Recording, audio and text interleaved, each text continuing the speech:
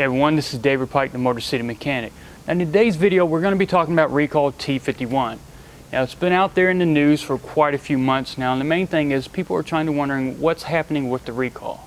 So what I'm going to do is I'm going to give you a little backstory on what T51 is. I'm also going to give you some information on what to look for as far as recall processes and how they work. And also I want to give you an update on what's going on with Recall T51.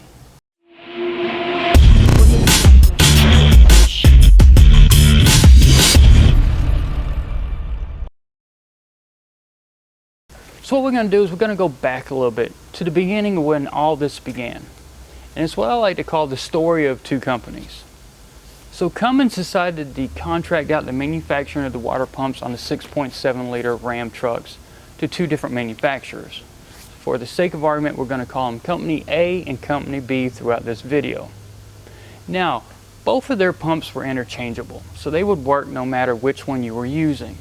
Basically belt driven, bolted up exactly on the block. But there were some fundamental differences between the two. And it's those fundamental differences that eventually later in time would start causing a problem.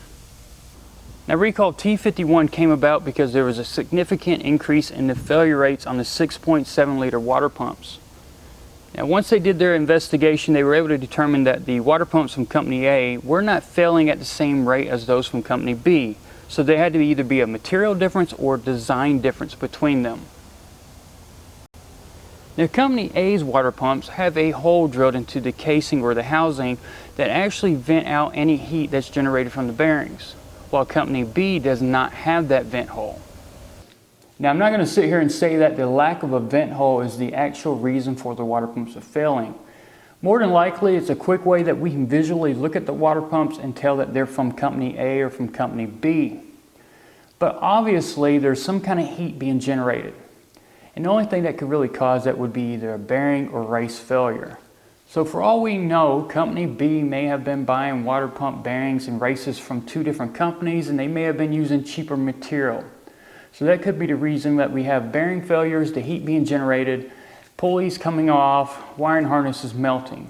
Of course, there's no documentation for me to back that up, but as a mechanic, the heat shouldn't be there. There's got to be a cause.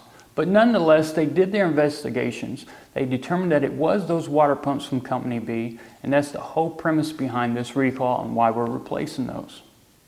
Now, being that we're talking about a recall, I feel it's kind of necessary to kind of give you some of the information on how recalls actually work. And there are 4 different stages that they go through. Now the first one is where you basically are going through your Facebook feed and you see that someone posted an announcement that FCA states 1.5 million vehicles are getting recalled for such and such. Or maybe you're watching the news, hearing it on the radio, or for those who might read the paper, maybe there's something printed in there. Now the announcement is basically kind of vague. It says certain year range of vehicles, what kind of vehicles, in this case water pump failures with the potential for fire. Nothing at this point is really happening as far as repairs. This is just the initial announcement. Now the second stage it goes through is where you go out to your mailbox, you open it up, and there's a letter addressed to you. At that point, you know that that recall does pertain to your vehicle. So you're being notified, yes, you're included in this recall. Once again, basic description, water pump failure, the possibility of fire. So as a month or two or even more might go by, the company's trying to find what they need to do to fix this issue. Some vehicles may be a software update for a certain problem. Maybe they're rerouting something that might come in contact, or maybe, in this case, for example, they need water pumps. So they're going over the procedure, trying to figure out what they need to do to get these repaired. Also, if any parts need to be fabricated or made, they're contacting companies and getting those produced. And that eventually goes over to what I call stage 3. Stage 3 is where they give you another letter in the mail. So we know it already pertains to you. Now that recall information stating we've got a fix. In this case, the issues related to the water pumps. We need you to start scheduling to come into the dealership to have it inspected and possibly having your water pump replaced.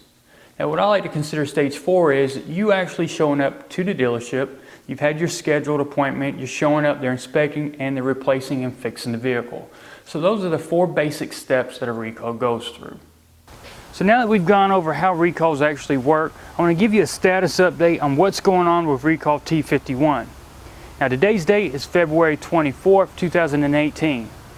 Now remember, I've told you there are two things that need to happen before you can actually bring your vehicle in and have a recall done. The first one is we as technicians need documentation from Chrysler telling us what we're going to be doing. And what do I have right here? The actual T51 printout. Now this is going to give me step by step what I need to do, be it either an inspection, software update, or a part replacement. Now the second thing we need to do is we need to have parts on hand in case there's something that needs to be replaced. So what do we have now? Actual water pumps. Now in the parts department at the dealership that I work at, we currently have 6 of these water pumps already in stock. That was the initial shipment that went out, and that's what we're allocated at currently. Now once we go through these 6, we have the ability to reorder, but we're restricted on that. We cannot order more than 7 water pumps in a 7-day period. And once we go through those, once again, another 7 within a 7-day period. Now as time goes by and the demand and the supply change, that restriction may get lifted. But the main reason why they do that is so that one dealership doesn't order a bunch of them and hoard them, and then the other dealerships can't get their hands on them. So right now there is a limited supply, but as we go through them, that will change. Now the way that Recall T51 is going to work is you're going to bring the vehicle in and the technician is going to do a visual inspection. He's looking to see if the water pump on your vehicle is from company A or if it's from company B. If it's from company A, the vehicle is going to be given right back to you. There's no issues there. If it's company B, they're going to do a further inspection to see if there's an actual vent machined into that water pump. If there's a vent, once again the vehicle is getting returned to you, no work's being performed. If there is no vent, at that point the water pump's getting replaced. So make sure you allow yourself about an hour and a half to 2 hours time when you bring the vehicle in. The repair is only about an hour, but give and take depending on what they've got going on, what schedule load, what are the vehicles the technician's working on.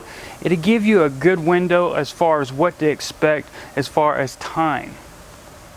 So if you liked the video, please make sure to give it a big thumbs up on YouTube. Don't forget you can find me on Facebook, Twitter, and Instagram. And if you need to drop me a message or ask me a question about anything about this video or anything Chrysler, Dodge, Jeep, or Ram related, you can email me at david@motorcitymechanic.com.